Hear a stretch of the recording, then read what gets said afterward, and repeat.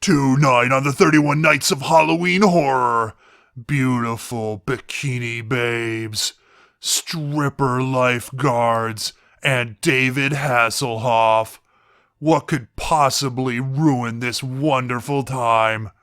Oh yeah, right, the man-eating piranha. That's what can ruin it. Tonight's movie, Piranha DD.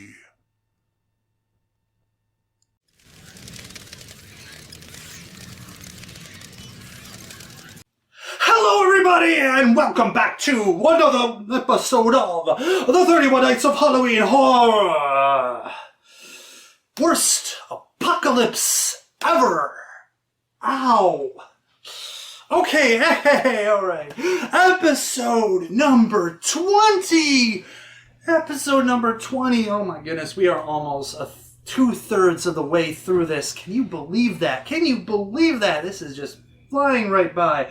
And so tonight, coming off of last night's awesome Jaws, the progenitor of all these other cheesy, not as spectacular water monster movies, so to speak. You know, monster. Anyways, and you know, it spawns similar type of movies. You have good ones like The Shallows, and then you have questionable ones like Piranha, and then you have bad ones like Sharknado. Anyways, speaking of Piranha, tonight's movie is a sequel to a remake of that wonderful Roger Corman movie, Piranha, and it is Piranha DD. Yes, I actually wanted to do Piranha 3D, the remake, but unfortunately I can't. I haven't been able to find it. I haven't been able to find it in time. So this was cheap as heck. So I picked it up because, my God, it'll just be fun, right? Anyways, so what is Piranha DD all about? Well, coming off of the Piranha 3D, and this was supposed to be Piranha 3DD, you know, because of the 3D things, but since this is not a 3D one, you can only call it Piranha DD. Anyways, so after the events of the first one, the lake where the piranha were feasting upon people was closed down, quarantined, and poisoned all to hell to just kill off everything. And further down the line, there is a water park that apparently is half owned by this man and his niece, stepdaughter, I think stepdaughter actually. And of course he owns a controlling share and she owns a minority share, and apparently this was her mother's water park and it's very dear to her. She grew up working on it. But the man's got some ideas for the grand reopening of this park, and that is to make this park more adult oriented. I mean, honestly, you had what was it, stripper lifeguards. They're water certified though, so you know. But there's also the adult area where women are basically swimming naked, and he's got this thing called the cooch cam. I'll let you figure that out. Anyways, you know, it's, yeah, it is what it is. Hot babes around, lots of toplessness, and some full-on complete nudity. Anyways, lo and behold, some friends are stopping by for this, or not some friends. She's back for the summer from college, and she's hooking up back with her friends, and one by one, they're coming across these piranha attacks, and they're starting to wonder if the piranha have been able to leave the Lake Victoria area and make it over to this area, and also a scary notion that the piranha could somehow find their way into the water park. I mean, that's not going to happen though, not in this movie. So basically she and her friends are trying to stop another mass eating. Anyways, oh man, I wish they used that. That would have been so great. But anyways. So let's get on to those scores, shall we? Violence and gore, I am going to give this a 4 out of 5 because this movie has a lot of nastiness going on. Yes, the fish are mostly CG, and there is some CG-ness, but there's also a lot of nasty practical things going on, and there's a lot of blood, and there's a lot of grossness to this movie. So 4 out of 5. Shock value, I'm going to give a 2 out of 5, and mostly not because of jump scares, but mostly because of the weird, sick, nasty stuff that's going on. I mean, you know, I don't know if I can even describe it. Anyways, but also the ending, you know, the way some little boy gets murked. And then with the freaking credit scene. Yeah, ridiculous. Maybe more than a 2, but I'm just going to give it a 2. 2 out of 5 shock value. Plot, 1 out of 5. It's just, yeah, it's dumb. It's stupid. It's there to facilitate the tits and the murder, which is fine, but there's no real nuance. There's no real growth. 1 out of 5. Acting, also a 1 out of 5. My God, like, oh, these guys, I know, maybe they were told to play it as caricatures, perhaps, yes, but it just seems awful. All around, just awful. Discount versions of every character in every horror movie possible is in this movie. But that's not why we're watching this movie. We're not watching this movie for the acting or the plot. We're watching it for 2 reasons. One reason we already talked about, the nasty, gory violence.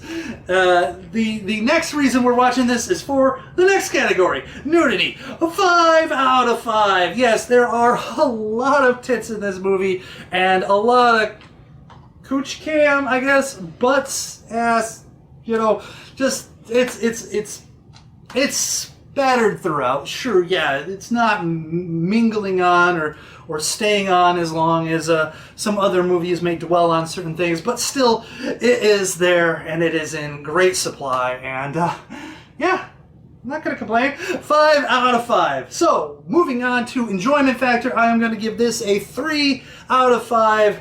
I wish they would have used less CGI, but I understand. I actually wanted more and more fish, violent, chewy goodness to push that violence and gore score up to 5 or even higher. Yeah, the tits are nice. They're pretty, you know, just flash here and there. And it's really weird in this movie because for a movie that's filled with so much nudity, it almost feels like it's still teasing you because the main cast, like there's a girl who wants to like lose her virginity, and she goes skinny dipping with a guy, and you see absolutely nothing. I mean, like, what? Why? Why? And then there's a scene later where they're having sex, and you know she's pretty much fully clothed. Well, not fully, but she's pretty much clothed, and you're like, why, movie? And then there's another scene where this guy and the girl are also gonna have sex in their in this van, and she is not naked either, even though she's got a rocking body, man. Anyways, so even though it's a 5 out of 5 on that scale, it still feels like it was teasing you. It's like they just, maybe, I don't know, maybe that's what happened. Maybe they made this movie without all the adult water park shenanigans, and then realized that, oh my god, we are just a gigantic freaking tease of a movie. We gotta put in more tits. So, you know, we'll make up for it with some completely nude women, you know, I guess. I don't know. Anyway. So, but it's still a fun movie. David Hasselhoff is in there. Ving Rhames reprising his role from the first one. You've got Gary Busey briefly. You know, Gary Busey, man, nuts. Anyways, so still a fun movie. 3 out of 5. However, my overall impression of this movie is a 2 out of 5. It's a bad movie. It's a bad movie. It's a bad movie, but it's a fun movie. Could have added something more to it. Oh yeah, Christopher Lloyd is in this movie too, reprising his role from the first one. And the thing is, like, you know, the first one, Piranha 3D, Perhaps it was one of those things of like lowered expectations, but that movie was really great in comparison because it not only had the nasty gore and the shocks and the copious amounts of nudity, but it had a better story, a better plot, and overall better characters, and it was overall better. And this is just a cheap sequel. That's what it is, but, you know, it exists, and it can do the job, whatever. Piranha, double D, or 3 double D, depending on what you're watching. And there you have it. So, that averages out to, by the way, a 2.6 out of 5, which, you know, those that violence and nudity score really help with that stuff. Anyways, so...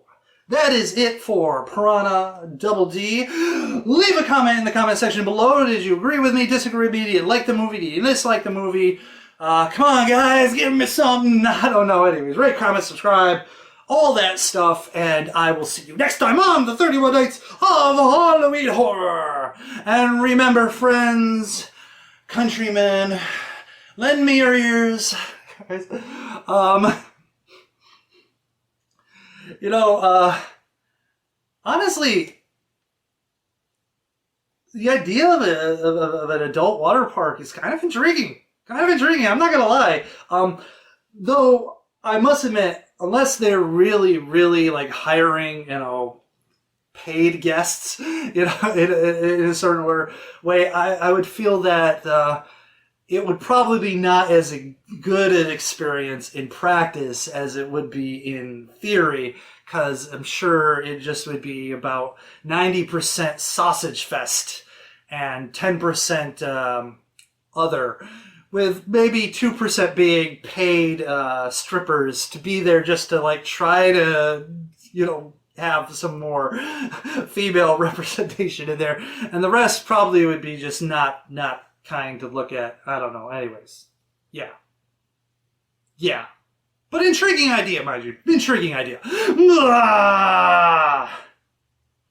know, I think maybe there's a place in Thailand that's like, no. Never mind. Anyways.